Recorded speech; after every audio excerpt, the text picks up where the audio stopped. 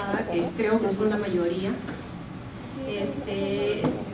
hicimos la clase en la primera parte de lo que es columna vertebral, propiamente dicha. Entonces, me imagino que ya la mayoría de ustedes ha copiado, pero dejamos pendiente para esta clase la continuación, ¿no? Que lo habíamos dejado de lado, que era patología tumoral.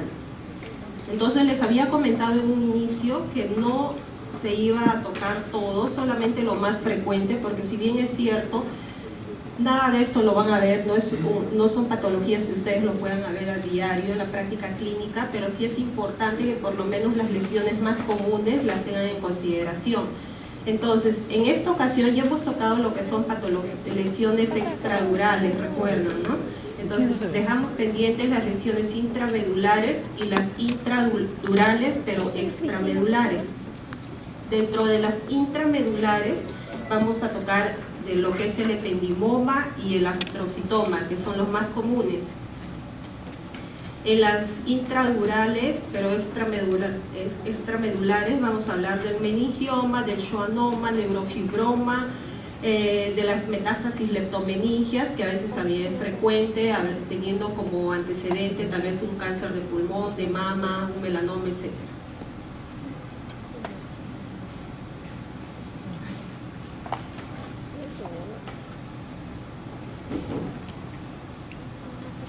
Entonces, dentro de la patología intradural, como su mismo nombre lo dice, la masa, el tumor, para que así lo entiendan mejor, se va a encontrar dentro del mismo cordón medular, como están viendo en la imagen. Este es un corte axial de la vértebra, ¿sí? Están viendo la ocupación prácticamente completa del canal medular, están viendo el ensanchamiento marcado del canal medular por una masa. Entonces esto corresponde a una masa intramedular. Si hablamos de lesiones intradurales, intramedulares, pero extradurales, acá tenemos en cuenta que es una lesión que va a estar en contacto con la dura madre y la aracnoide, ¿cierto? Entonces, si las extradurales, y están prácticamente todo por fuera. Entonces, aquí tienen unos gráficos, unos esquemas mucho más didácticos para que ustedes entiendan, ¿no? En corte sagital. Entonces, tenemos las lesiones intradurales e intramedulares. Miren cómo ensancha el cordón medular. Ahora lo vemos en imágenes. Las lesiones extramedulares y las lesiones extradurales, que ya no las vamos a tocar porque ya las hemos visto. Entonces, les dije dentro de las lesiones intramedulares que íbamos a empezar hablando de los ependimomas. Entonces, ¿qué son los ependimomas? Son tumores derivados de las células ependimarias, como su nombre mismo lo dice, ¿no? Entonces, van a ser frecuentes en adultos en la edad media, pero también se pueden presentar a cualquier edad. Tomar esto en consideración. El 90%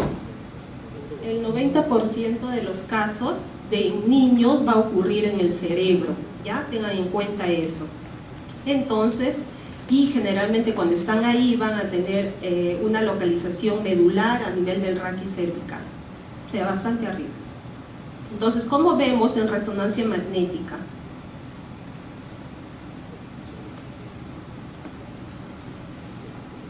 Vemos en resonancia magnética una masa isointensa, ¿sí? Una masa isointensa intramedular. Fíjese cómo está ensanchando el cordón medular. Fíjese en T1 con contraste, igual la masa realza levemente, pero no, esto no es el realce, ojo, esto es un quiste polar. A menudo están, casi siempre los ependimomas van de la mano con los quistes polares. Entonces, ¿qué podemos decir? Que la mitad de este contenido es sólido y la mitad de este contenido va a ser líquido. Fíjense acá, como en T2, como realza. Acuérdense que todo lo que brilla en T2 es agua, ¿sí? Entonces, acá certificamos eso. Igualmente acá en el corte axial. Si hablamos de los astrocitomas intramedulares, que son los tumores más frecuentes en la infancia y los segundos en frecuencia en los adultos, posterior al ependimoma. Entonces, se menciona que esos tumores van a tener un tipo de relación con los pacientes que padecen de neurofibromatosis tipo 1. En resonancia magnética vamos a ver una masa bastante hipercaptante al cordón medular, en diferentes segmentos se puede presentar, ¿sí? El edema generalmente se va a extender cráneo-caudalmente al tumor y tienden a ser peor definidos. La localización excéntrica del cordón medular y las áreas quísticas, es decir, los quistes polares, acaban a ser menos frecuentes. Entonces se acuerdan, si hablamos de ependimomas, los ependimomas están en relación con los quistes polares. Cuando vean una lesión que la mitad es quiste, o sea, lo buscan en T2, la mitad es quiste y la mitad de su contenido es sólido y que realza levemente con la sustancia de contraste, no lo duden. Eso que va a ser un ependimoma. Y hablamos de lesiones un poco más expansivas de los astrocitomas. Entonces, ¿cuál de ellos puede tener mejor pronóstico? El ependimoma, ¿cierto? Mejor pronóstico tiene el ependimoma.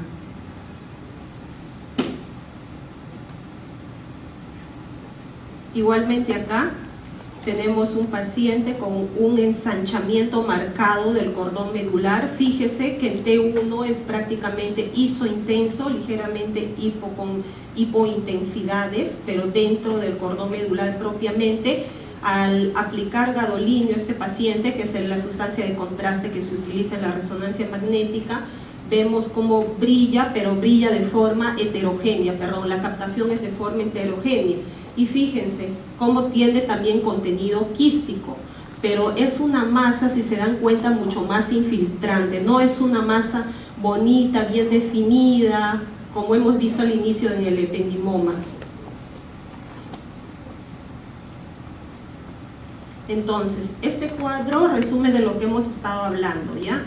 Dentro de astrocitomas y ependimomas. Entonces, la edad que hemos estado mencionando, y no significa que no puede afectar el astrocitoma adultos y el ependimoma, estamos hablando solamente acá en orden de frecuencia. Las regiones que se pueden presentar, cervical, dorsal, lumbar, con qué frecuencia es mayor, igualmente en el ependimoma, la localización del astrocitoma, que son masas excéntricas, mientras los ependimomas son masas centrales. Los márgenes, como les dije, son infiltrativos del astrocitoma y del ependimoma son bien definidos, ¿no? Y la asociación con los diferentes síndromes, ¿no? La neurofibromatosis tipo 1, el astrocitoma, y el ependimoma, la neurofibromatosis tipo 2. Eso es disminución de intensidad de señal, por cierto, periférica en T2. Disminución de IS está. Si hablamos de los tumores, solamente esos dos tumores, por la frecuencia vamos a tocar en lo que son lesiones intramedulares. Ahora, si hablamos de lesiones intradurales, pero extra, entonces a la cabeza, ¿cuál está? Es el schwannoma. Los schwannomas, felizmente, son tumores benignos y esos van a surgir a partir de las células de Schwann, como su nombre mismo lo dice, van a estar anclados a raíces nerviosas espinales y generalmente son solitarios. Y pueden haber múltiples también en casos de, igualmente, neurofibromatosis tipo 2 o schwannomatosis familiar. Aquí ven la localización lumbar, ¿sí? Anclado a la raíz medular. Entonces acá tenemos también un schwannoma foraminal. Fíjense que cuando se inyecta contraste, el gadolinio, hay una intensa captación de la sustancia de contraste. Esto a un inicio del contraste empieza a captar por afuera, y generalmente da captación central. Eso es una característica también del schwannoma, pero fíjense, la captación es bastante homogénea. Es una masa bien definida, circunscrita, que expande también el cordón medular, ¿cierto? Desplaza también a las raíces nerviosas, comprime y ocupa prácticamente todo el foramen, ¿no? Los neurofibromas, que va de la mano con los schwannomas, también son tumores benignos y van a ser muy similares e indistinguibles prácticamente de un schwannoma, ¿ya? Así que de neurofibromatosis, de neurofibromas, olvídense. Jamás les pondría pues en el examen algo para que ustedes diferencien neurofibromas de un schwannoma, ¿no? Si ven una lesión que sea intradural pero extramedular, entonces a la cabeza ya saben cuál está, los schwannomas. El resto de opciones falsas, ¿no? Por descarte. Miren que les acabo de decir una fija. Se me salió. Ya. Hablamos de los meningiomas. Entonces, los meningiomas tras los schwannomas va a ser el segundo tumor espinal más frecuente. Su localización, como ya hemos mencionado, intradural pero extramedular, son de bajos grados de malignidad y van a crecer a partir del aracnoides, ¿no? De acá. Entonces, localizándose fundamentalmente en la región dorsal. Igualmente que los schwannomas son solitarios y pueden ser múltiples en casos de neurofibromatosis. Entonces tenemos una masa bien circunscrita, con ávida captación de la sustancia de contraste. ¿Qué es lo que caracteriza a los meningiomas? La famosa cola dural. Ustedes siempre acuérdense de eso, cuando hablen de meningiomas, y no solamente de meningiomas espinales, sino meningiomas en el cerebro, acuérdense, todos estos meningiomas van a ser característicos la colita, la cola dural, ¿ya?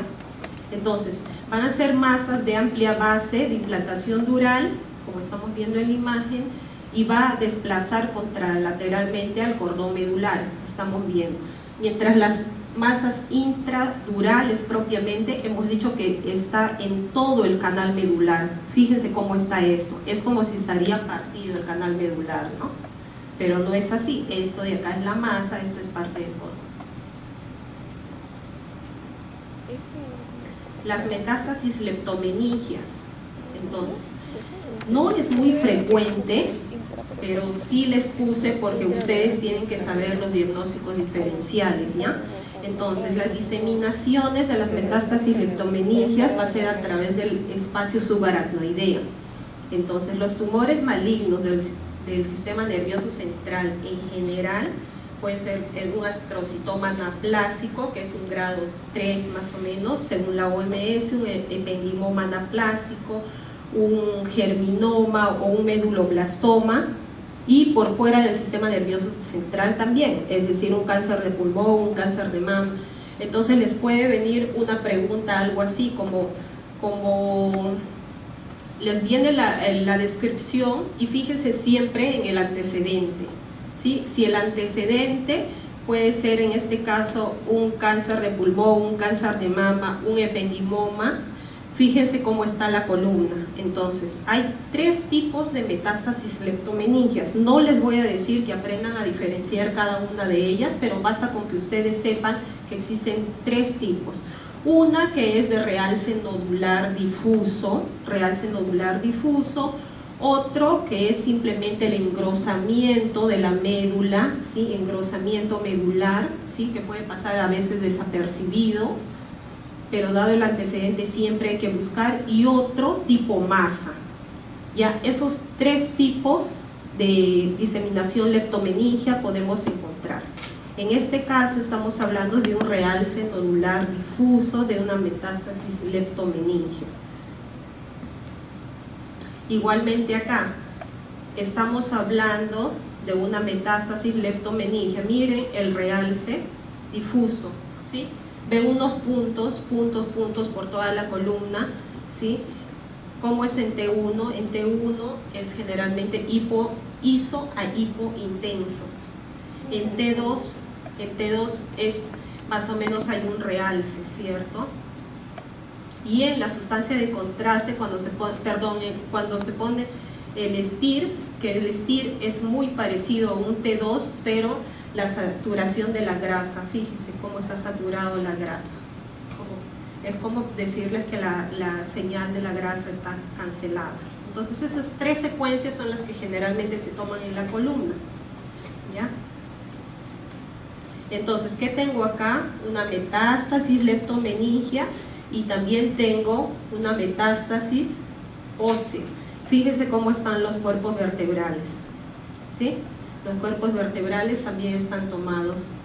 Este es un caso de un paciente con CA pulmonar, si no me equivoco. Espero que no les haya aburrido lo que es patología, lo que la mayoría está durmiendo. Yo también me voy a quedar dormida. Eso es con respecto a la patología tumoral y que lo que nos faltaba desarrollar, la última clase. Es un poquito tedioso, entonces por eso lo hice aparte.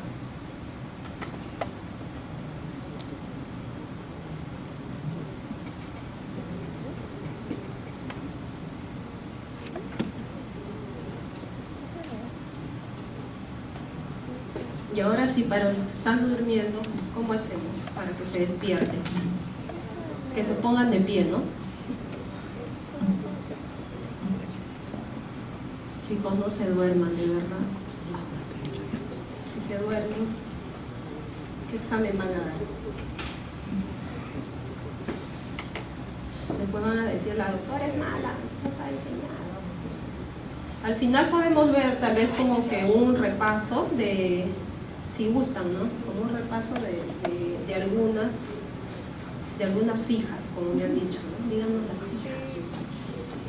Sí.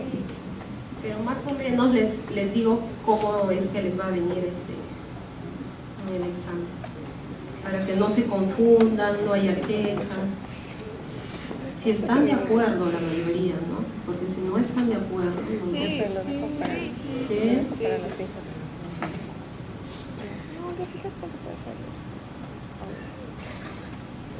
Bueno, esa es la clase del día de hoy. Tampoco es muy larga, ¿ya? He intentado resumirlo lo máximo que he podido. Entonces, vamos a hablar en este caso de patología del canal medular y de los discos intervertebrales. Patología del canal medular, vamos a hablar de patología congénita, vamos a hablar de los diferentes tipos de mielitis que hay, y patología de los discos intervertebrales. Es una clase que ya había avanzado ya algo con mi grupo en el hospital, pero lo vamos a volver a repasar. Es una patología degenerativa, eso es lo que vamos a tocar.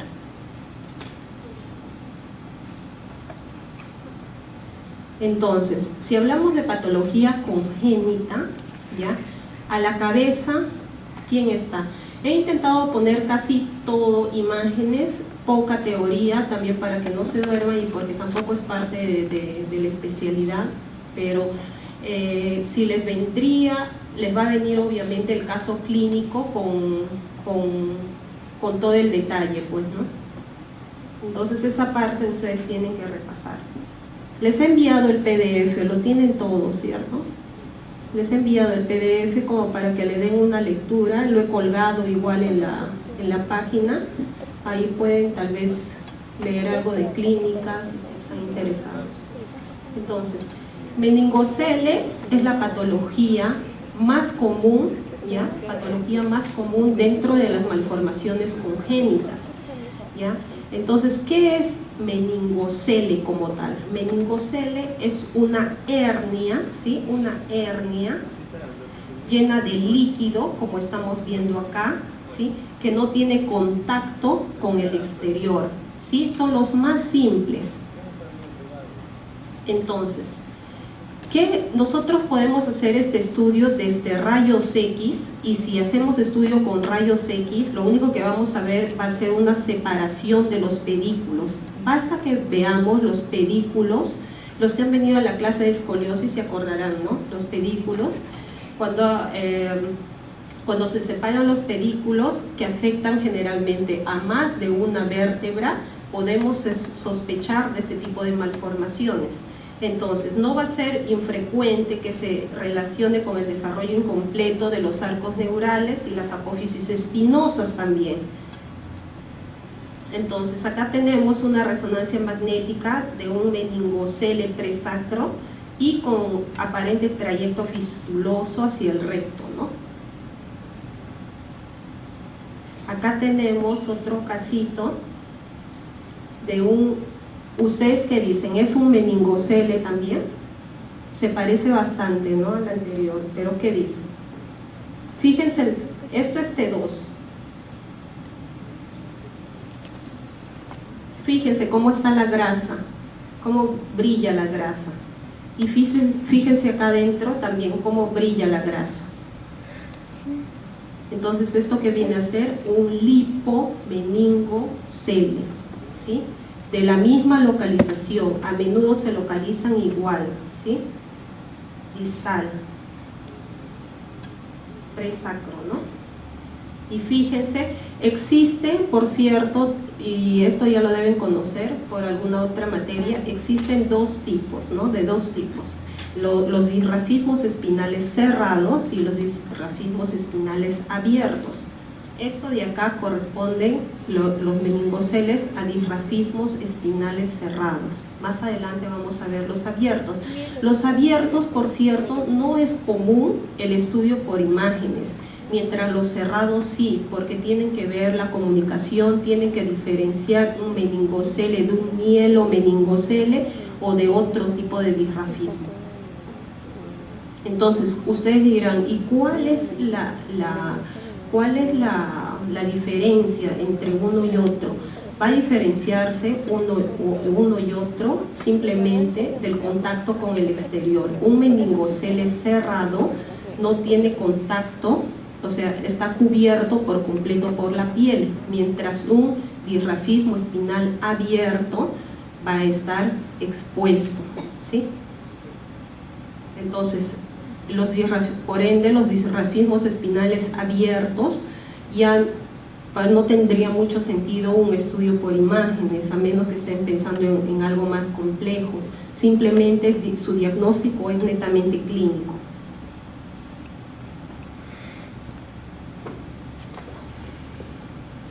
Entonces, acá tenemos lo que estábamos comentando, un disrafismo espinal abierto.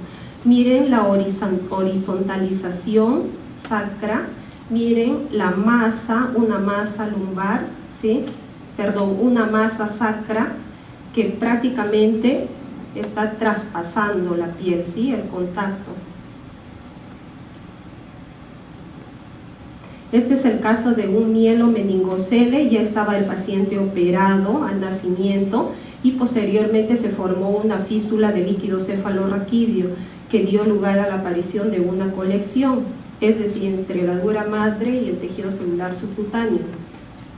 Entonces, esto es un mielomeningocele que está en relación con un disrafismo espinal abierto, ¿cierto? Pero este paciente, ojo, y es operado.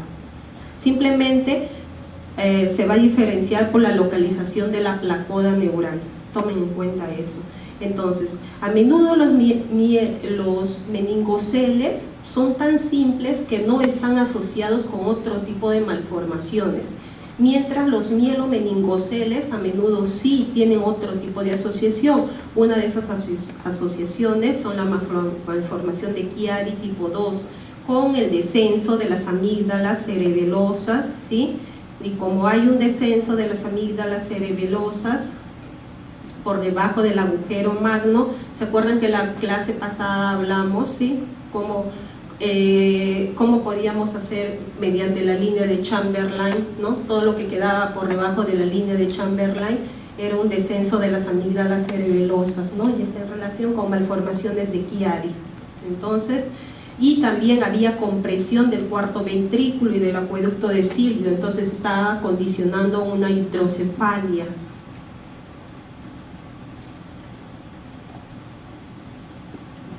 Esto es son casos ya más complejos, ¿ya? Pero también se pueden dar, son casos raros. Se llama diastematomielia. Entonces, ¿qué es eso? Hasta con un nombre tan raro y difícil de pronunciar. Simplemente es una división, ¿sí?, división de la médula. Existen dos médulas, ¿sí? Están viendo en el canal medular prácticamente dos médulas, dos, divididos por un tabique fibroso, ¿sí? Solamente para que lo tengan en cuenta, no entren.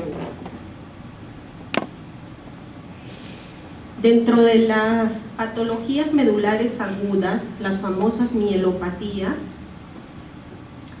tenemos que tener en cuenta que van a producir afectación sensitiva, motor o sensitiva motora dependiendo de la localización de la lesión. ¿Ya? Podemos tener debilidad en las extremidades, déficit sensorial, alteraciones intestinales, signos de primera motoneurona, es decir, hiperreflexia, Babinsky y todo lo demás, todo lo que ustedes ya saben, puede afectar a la primera motoneurona, va a depender mucho de la localización. Entonces, dentro de los métodos de imágenes, clásicamente se utilizaba la radiografía simple, ¿no? Pero la radiografía simple en la actualidad solamente para problemas óseos. Entonces, si estamos hablando de una mielitis traumática, podemos solicitar hasta la actualidad una radiografía simple, de lo contrario no tiene sentido. Y la mielografía, que también está en desuso, ¿no? Actualmente se usa que tomografía, pero el método gold estándar, el método de elección definitivamente es la resonancia magnética, pero en hospitales como el Hospital Carrión, que es donde laboro, definitivamente a un paciente con un trastorno de este caso, simplemente pedimos tomografía, no resonancia magnética, porque no está al alcance de la mayoría de los pacientes. En tomografía, ¿qué es lo que vamos a evaluar? Las estructuras óseas, podemos evaluar también el canal medular, pero no es tan específico como un estudio de resonancia magnética. Acuérdense, resonancia magnética es el gold estándar para este caso. Vamos a empezar hablando de las patologías medulares agudas, ¿ya? Dentro de las patologías medulares agudas tenemos que mencionar que generalmente van a ser vasculares, es decir, va a haber un infarto medular, un hematoma epidural espontáneo. Las causas van a ser también postraumáticas, es decir, que acá también podemos usar solicitar rayos X dependiendo del antecedente. Puede ser tumoral, puede ser infeccioso, inflamatorio, idiopático. Vamos a ver cada uno. Los infartos medulares se van a producir generalmente por afecciones vasculares de las arterias medulares centrales, es decir, de la arteria espinal, de la anterior o posterior. Generalmente va a ser secundario a cirugía aórtica, pero también puede estar en relación con otro tipo de patologías que no necesariamente sean cirugías aórticas, disección aórtica, pero eso es lo más habitual, ¿sí? Inclusive a veces por pequeños traumatismos está ahí. Las secuencias habituales, entonces T1 y T2, en resonancia magnética, los planos axial y sagital. Y las secuencias de difusión son bastante importantes en este caso. ¿Por qué? Porque a la restricción del agua, fíjense cómo brilla.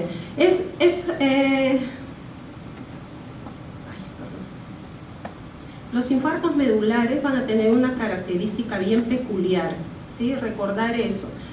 Fíjense este caso de esta paciente, fíjense cómo está el cordón medular. Denomina la literatura en trazado con lápiz.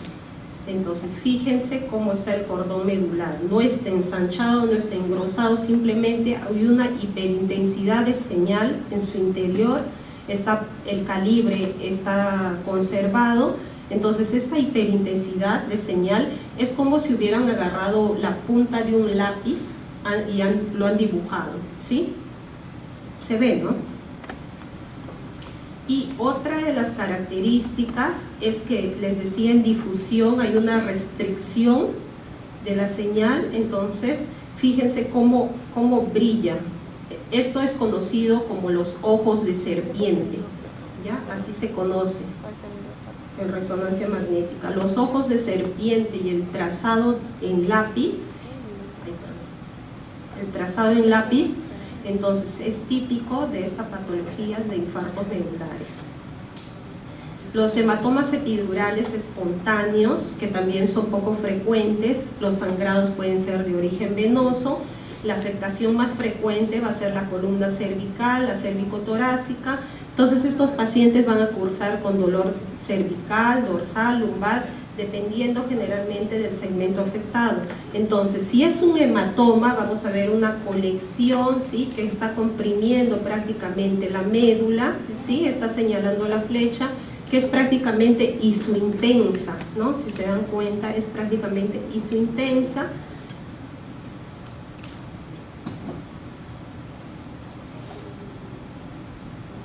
¿Y cómo lo vemos en T2? Lo vemos de forma heterogénea, ¿no? Con hiperintensidades. ¿Por qué?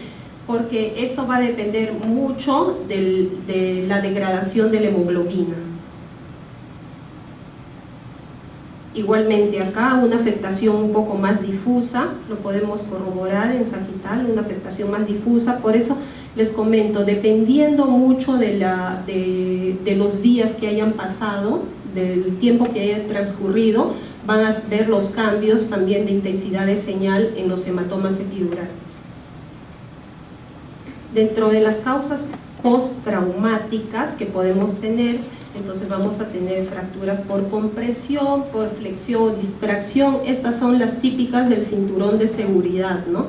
Del cinturón de seguridad, que se da por una extensa hiperflexión. Entonces también tenemos las por dislocación y las fracturas por estallido. Acá tenemos un paciente de 60 años con un antecedente de espondilitis anquilopoyética que no ha sufrido traumatismo previo, pero fíjense cómo está. Cómo están las vértebras. Hay una fractura, ¿sí? Hay una fractura oblicua, desplazada. Generalmente cuando hay afectaciones hacia el muro posterior, es decir, hacia el canal medular, se pueden producir este tipo de patología. Las causas tumorales también es muy parecido a lo que ya hemos visto en un inicio, ¿sí? Acá hay un colapso de la vértebra C4, entonces está comprimiendo el canal medular. ¿Y cómo lo veo en T2? Es hiperintenso en T2. Veo esta hiperintensidad de señal en T2, entonces por compresión, ¿sí? Las vértebras también, no solamente existen fracturas osteoporóticas, acuérdense, también existen fracturas, y como antecedente tenemos que tener en cuenta si el paciente tiene algún grado de metástasis.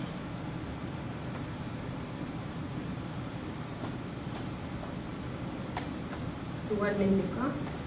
De las causas infecciosas a la cabeza en nuestro medio vamos a hablar de la tuberculosis.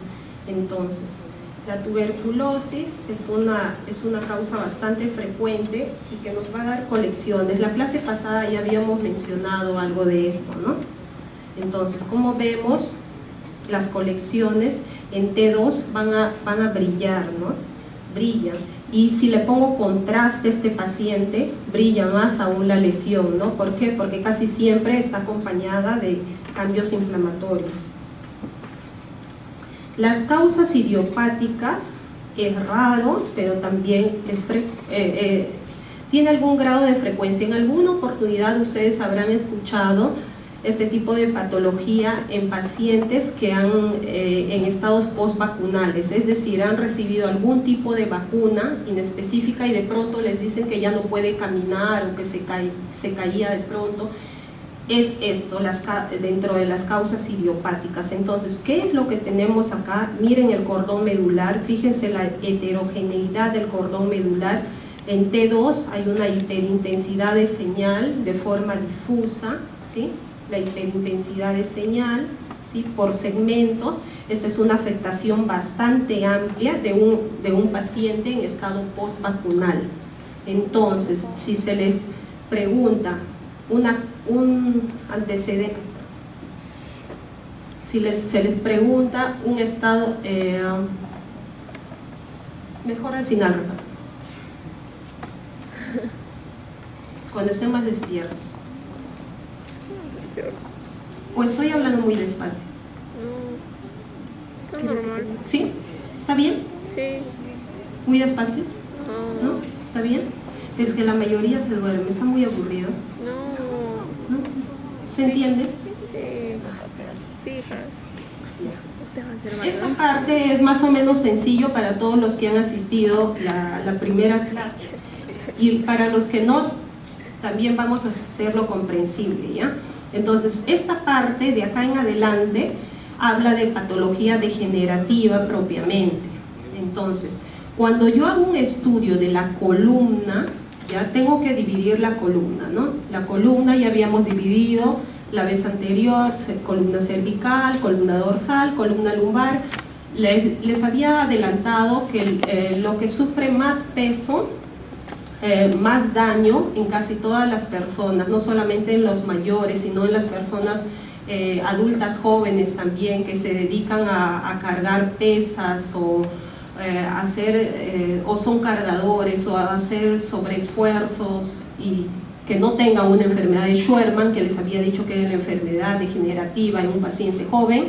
Entonces, en todos esos pacientes vamos a estudiar la columna lumbar, porque la columna lumbar es la columna de carga, la que más soporta peso de todo. Entonces, vamos a hacer una división bien práctica. Entonces, vamos a tomar en cuenta 1, la alineación, 2, los cuerpos vertebrales. Fíjense, la indemnidad de los cuerpos vertebrales están prácticamente íntegros, ¿sí? Los discos intervertebrales, ¿sí? Perdón, la unión entre el cuerpo vertebral y el disco, los discos intervertebrales, los elementos posteriores de la columna, que está graficado en 5, y 6, la médula espinal, que ya lo hemos visto, ¿no? Hemos visto la médula espinal con sus diferentes patologías. Y 7, posteriormente, cuando veo una resonancia o una tomografía de columna, me tengo que fijar, obviamente, el retroperitoneo. ¿Por qué? Porque siempre esos estudios van a abarcar toda esta zona. Entonces, cada uno de ellos vamos describiendo. Dentro de la alineación vamos a decir que la columna lumbar es una estructura osteo-fibro-cartilaginosa que va a distribuir el peso del cuerpo de la cabeza a los pies. Aparte es el centro de gravedad, acuérdense, toda la columna de todos nosotros. Sin la columna nos iríamos todos para adelante, ¿no? O para atrás. Ya. Y para poder resistir tantas fuerzas divergentes, la columna, se dan cuenta, no tiene una disposición lineal, y en el caso que tuviera una disposición lineal, en algunos casos, hablando de la columna lumbar, se habla de una rectificación de la columna lumbar, sino curva. ¿Para qué? Para adaptarse mejor a los cambios de energía. Entonces es como unas columnas, ¿no? Las columnas, ustedes si se fijan, las columnas, en este caso de unas ventanas, no son completamente rectas, sino tienen una morfología curva, ¿sí? Para que soporten el peso en caso de sismo, etcétera, ¿no? Igualmente en la columna vertebral. Entonces, si hablamos de la columna dorsal, tiene una cifosis, y de la columna lumbar tiene una lordosis. Ambas son fisiológicas. Entonces, esas estructuras son estructuras que van a soportar todo el peso del cuerpo. Estoy a nivel de la columna lumbar, en resonancias magnéticas, en T2. Entonces, ¿qué es lo que va a soportar el peso de mi cuerpo? Mis cuerpos vertebrales, mis elementos anteriores, es decir, mi ligamento longitudinal anterior, mi ligamento longitudinal posterior, que a menudo van a ser los que se van a distender en el caso de algunas patologías como son las hernias, que las vamos a ver más adelante, y los discos intervertebrales, que cuando empieza a pasar más tiempo, es decir, cuando una columna se empieza a degenerar, estos discos intervertebrales, si se dan cuenta que están tan bonitos, que están tan hidratados en T2, van a empezar a sufrir cambios. De lo que son hiperintensos en T2 se van a poner hipointensos.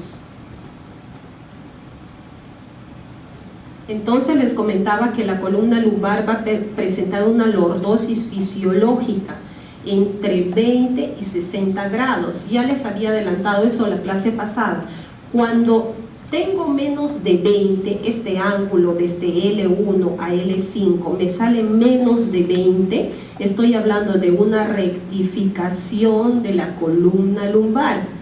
Sin embargo, si mi ángulo me sale mayor a 60, que es muy habitual en muchas mujeres, más que todo, si tengo un ángulo mayor a 60, va a corresponder a una hiperlordosis lumbar. Ambas son importantes porque ambas son causantes de déficit de baja laboral, ¿ya? Entonces, Ambas son causantes de dolor lumbar crónico. ¿En quiénes? En pacientes jóvenes muchas veces.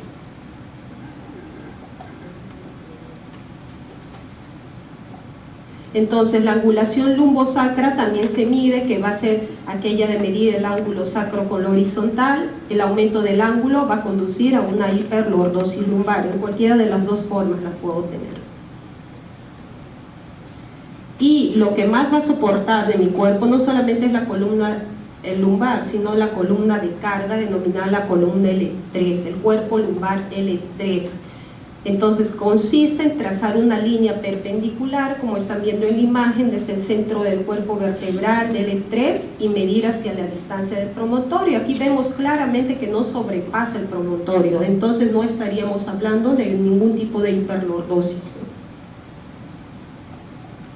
Las famosas listesis, anterolistesis o retrolistesis o laterolistesis, en todas sus variedades, ¿no?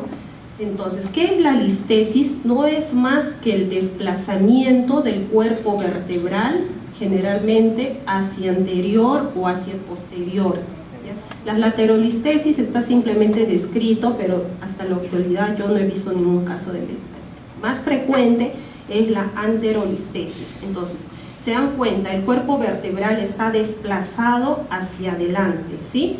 Esto de acá viene a ser L5, entonces la vértebra que está desplazada hacia adelante es L4, está desplazada L4 sobre L5.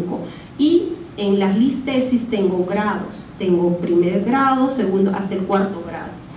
¿Cómo clasifico? Clasifico, cada grado vale 25%, entonces en este caso sería una anterolistesis grado 1, ¿sí? O sea, divido mi cuerpo vertebral, 1, 2, 3 y 4. ¿Sí me dejo entender? ¿Sí? Aquí está, ¿no? Mejor, en esta resonancia magnética. 1, 2, 3 y 4. Depende de eso. Entonces es una anterolistesis, la anterior. La escoliosis, la famosa escoliosis que hemos hablado, nos hemos matado hablando en la clase pasada, ¿no? Entonces, generalmente resonancia magnética se debe valorar los localizadores, porque de forma rutinaria en resonancia magnética no se hacen estos cortes coronales, que sí lo podemos obtener mediante tomografía. Entonces, esto es una escoliosis, ¿qué? De convexidad izquierda. Entonces, cuando evaluamos el cuerpo vertebral, ya vamos a considerar la altura, la morfología y la intensidad de señal que van a tener. Ustedes pueden tal vez no creer, pero nosotros podemos hasta diagnosticar muchas veces estados anémicos simplemente con tener un estudio de resonancia magnética de columna, simplemente por la intensidad de señal, ¿ya? Entonces, en la columna osteoporótica van a existir tres tipos de patrones de fractura: por acuñamiento, por aplastamiento y por biconcavidad, ¿ya? Por acuñamiento, por aplastamiento y por biconcavidad. No les pido que sepan, solamente que tengan en cuenta que existen estos tipos de fracturas osteoporóticas, porque también existen fracturas vertebrales metastásicas, acuérdense de eso. O en pacientes con mieloma múltiple también. Entonces acá tengo los cuerpos vertebrales, estoy viendo la adecuada alineación. Para este autor, es un autor de Dennis, que ha descrito la columna, la ha dividido de tal forma en anterior, columna anterior, media y posterior, la valoración y el efecto del daño que pueda tener, y con respecto al grado quirúrgico que posterior, al grado, perdón, conservador o quirúrgico que puedan tener las columnas dependiendo de su afectación. Entonces, esto también es algo que hemos tocado la clase pasada, ¿no? Entonces, las formaciones aberrantes de la columna también van a conducir a alteraciones en la segmentación y fusión de los cuerpos vertebrales, es decir, alteraciones de la contrificación y vilosificación. ¿no? Podemos tener vértebras en cuña, vértebras en mariposa, hemivértebras, etc. Todo eso puede condicionarme una escoliosis. Entonces acá tengo una escoliosis de convexidad derecha. Entonces les decía que la intensidad de señal de la médula vertebral en resonancia magnética va a depender de la proporción relativa de las células hematopoyéticas y de la grasa, ¿no? Es decir, de los adipocitos que se encuentren en el canal medular. Es decir, cuando yo veo una resonancia magnética y vea estas hiperintensidades de señal, no me tengo que asustar porque va a depender mucho de la grasa. Esto de acá es grasa y es completamente normal ver eso en la columna vertebral. No va a asustarse, no es ninguna lesión. Entonces les decía, otra de las afectaciones que puede tener, no solamente, acabamos de ver solamente los cuerpos vertebrales, otra de las afectaciones que pueden haber son las uniones discovertebrales. Entonces, según avanza el desgaste de los platillos vertebrales, los discos van a empezar a sufrir alteraciones. Eso es lo que conocemos con los famosos cambios Modic, que en algún momento lo han escuchado, lo van a leer en alguna resonancia magnética, ¿no? Los famosos cambios Modic, que no son más que simplemente cambios degenerativos, ¿ya? Existen también hernias intravertebrales, ya les había comentado en la clase pasada, o los famosos nódulos de Schmorr, ¿no? Los nódulos de Schmorr no son más que estas evaginaciones intramedulares. ¿Qué se hernia a través de los platillos vertebrales? El material discal. No solamente el disco se hernia por acá, hacia posterior, ojo. También ahora están conociendo las famosas hernias intervertebrales o nódulos de Schmorr. Y acá, ¿qué tengo? Acá tengo que diferenciar una patología degenerativa de una patología infecciosa e inflamatoria, que es la tuberculosis. ¿Se acuerdan que hablamos la clase pasada de tuberculosis? Hablamos de enfermedad de Pott. Entonces la enfermedad de Pott decíamos que tenía unos severos cambios inflamatorios, ¿no? Tenía unos severos cambios inflamatorios. ¿Ven? Esto puede corresponder a todo lo que hemos mencionado, a los famosos cambios Modic, ¿sí? Es una patología degenerativa, hemos dicho, ¿no? Fíjense, el disco, cómo brilla, ¿sí? Siempre si tienen alguna duda, busquen el disco. Si el disco no está afectado, les había dicho en la clase pasada, es muy poco probable que sea tuberculosis, poquísimo probable, porque es muy frecuente que no sean afecciones a los cuerpos vertebrales, sino sean las famosas espondilodicitis, ¿sí? Entonces, si es discitis, es el disco, es la afección al disco. Acá vemos que el disco está conservado. Entonces, esto que corresponde a una patología degenerativa. Más esto, no. La señal está demasiado incrementada y fíjense cómo están las partes blandas inclusive, ¿no? Entonces, esto sí, y fíjense cómo está degenerado el disco. Entonces, esto sí corresponde a un proceso infeccioso. Diferenciar eso. Ya les había mencionado que con el transcurrir del tiempo la intensidad de señal va disminuyendo. Fíjense al inicio y cómo es que todos ustedes que son jovencitos deben tener sus discos intervertebrales así. Si les sacamos una resonancia magnética en T2, les aseguro que todos tienen así, a menos que se dediquen pues a cargar pesas, qué sé yo, ¿no? Entonces, que los discos puedan estar ya desgastados, pero si no, los discos están bien hidratados. ¿Por qué? Porque parte del disco tiene, ¿qué cosa? Agua, ¿no? Tiene agua, por eso es que brilla en T2. Entonces, con el transcurrir del tiempo, ya cuando ustedes entren a base 4 más o menos, ya sus discos van a estar así, van a estar perdiendo señal. Eso ya es más o menos base 5, base 6, ya base 7, base 8. Fíjense, no solamente cómo pierde la señal, no solamente se vuelve hipointenso, sino se adelgaza. Se dan cuenta cómo está acá gordito, más flaquito, ¿sí? Todos los cambios, todo corresponden a cambios degenerativos. El disco intervertebral está compuesto, todos sabemos, por un anillo fibroso y un núcleo, ¿no? Un anillo fibroso lo bastante resistente como para contener a todas las estructuras y evitar las herniaciones. A veces se quieren evitar las herniaciones, pero a veces no es posible. Ya con el transcurrir del tiempo, las herniaciones pueden ser producto de los cambios degenerativos propiamente, ¿no? Entonces, tenemos que tener en cuenta esto, chicos. La Sociedad Española no denomina hernia como tal, ¿ya? Entonces, denomina protrusiones, pero también hay abultamientos, distensión discal o bulging se denomina. ¿Qué es esto? Es el aumento generalizado del disco más allá del borde vertebral. Tenemos los bordes vertebrales, pero se dan cuenta cómo está gordito, ¿sí? Cómo se está saliendo algo del material discal. Pero esto no es una hernia, es solamente distensión discal o bulging. Una hernia es esto. ¿Lo quieren llamar hernia? Lo pueden llamar hernia. Pero si es que les viene en el examen, lo van a encontrar tal vez como protrusión. Lo pueden encontrar como protrusión o como hernia. Uy, esta más, ya, pero bueno. Esas son las localizaciones típicas de las hernias, de acuerdo a su localización, ¿sí? En cervicales, dorsales, lumbares, lo dejo para que lo lean. Y cuando hablamos de hernias, tenemos que tomar en cuenta esto: la protrusión o hernia, como lo quieran llamar, ¿ya? Y la extrusión. Tenemos que saber diferenciar esos dos, solamente esos dos, ¿sí?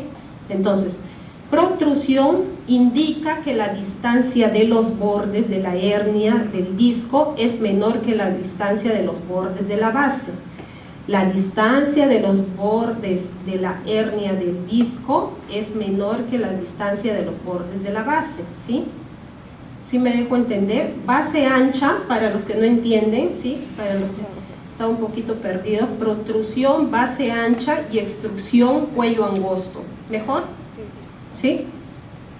Ya, acuérdense de eso. Entonces, cuando ustedes vean una imagen así, le buscan. Si es de base ancha, es protrusión. Si es de cuello angosto, como acá, como un globito, un cuellito y después un globito, es extrusión. Pero no son los únicos, ¿no? Cuando hablamos de extrusión, también se menciona que cuando el material del disco herniado, como en este caso, es superior a todo el tamaño del disco, también es extrusión. ¿Me dejo entender? ¿Sí? Cuando el material herniado, cuando este material herniado es mayor, o sea, está más grande que este disco, porque fíjense el grosor de este disco, desde acá hasta acá, ¿sí? Y fíjense la hernia, sobresale, ¿no? Eso también se llama extrusión, chicos. ¿Me entendieron esa parte? Es importante. Ya. Migración. También existe este término migración y también existe el término secuestro. Migración va a indicar el desplazamiento del material del disco lejos del sitio de extrusión. Es como si yo tuviera una hernia, ¿sí? Pero voy a tener dos tipos de migraciones: migraciones caudales hacia abajo y migración craneal hacia arriba. Mejor dicho, cuando tengo mi hernia y tengo una cola, ¿sí? En sagital estoy acá, tengo una cola hacia abajo, digo migración caudal. Tengo la cola hacia arriba, digo migración craneal. ¿Entendido? ¿Sí? Ya. Y el secuestro generalmente se va a utilizar para indicar que el material del disco desplazado ha perdido continuidad con el disco matriz. Esto sí no hay pierde, está como roto, ¿sí? ¿De nuevo? ¿O todos entendieron? ¿No? ¿Sí? Protrusión, extrusión, migración y secuestro. No está muy difícil, simplemente acuérdense de lo que hemos repasado: protrusión, base ancha, extrusión, cuello angosto, ¿sí? pero también se llama extrusión cuando el material del disco herniado sobrepasa el límite del tamaño del disco, ¿sí? También eso se llama extrusión. Migración, colita hacia arriba, migración craneal, colita hacia abajo, migración caudal. Y secuestro cuando ya perdió continuidad. Entonces, de acuerdo a la localización, estamos terminando, ¿ah? No se duerma. De acuerdo a la localización, voy a tener hernias centrales, hernias paramedianas, hernias foraminales y hernias extraforaminales. La localización central es poco frecuente. ¿Por qué? Porque habíamos dicho que el anillo fibroso va a contener, ¿sí? Es un elástico, por así decirle, bien resistente, que intenta contener todas las estructuras, y aquí en la región central es bastante gruesa como para contener el disco. Entonces las herniaciones rarísimas veces se dan por acá, ¿ya? Por lo que les estoy explicando. ¿Dónde se dan generalmente? A los costados, por las zonas débiles, ¿no? Acuérdense que todas las hernias, independientemente de dónde se localice, se dan por las zonas débiles. Entonces, generalmente puede ser paramediana derecha o paramediana izquierda. Esas son las zonas débiles, ¿sí? Puede ser la localización también foraminal o extraforaminal. Si es foraminal o extraforaminal, son bastante sintomáticas, ¿no? Porque hay atrapamiento o compresión de las raíces nerviosas. Entonces los pacientes van a tener una clínica mucho más acentuada que en otras localizaciones. En cambio, las hernias paramedianas se ven habitualmente, los pacientes tienen síntomas, pero síntomas más vagos. En los elementos posteriores nosotros tenemos que estudiar las articulaciones interapofisiarias.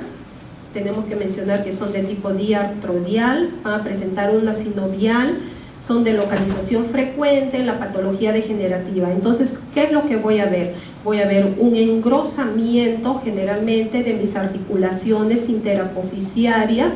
Mis ligamentos amarillos también van a estar hipertrofiados, ojo, todo por cambios degenerativos, y mi apófisis transversa también, ¿no? Entonces acá tenemos un estudio con los múltiples cambios degenerativos, pero también se pueden presentar los famosos quistes sinoviales. Si tengo un quiste sinovial, y dependiendo de la localización también, igualmente, si es foraminal o es extraforaminal, la clínica va a ser mucho más acentuada. Acuérdense, esto no solamente para las hernias, va también para los famosos quistes sinoviales, como acá estamos viendo en la imagen. Miren, un quiste sinovial, que esto da sintomatología como si fuera una hernia. Eso es, chicos, todo.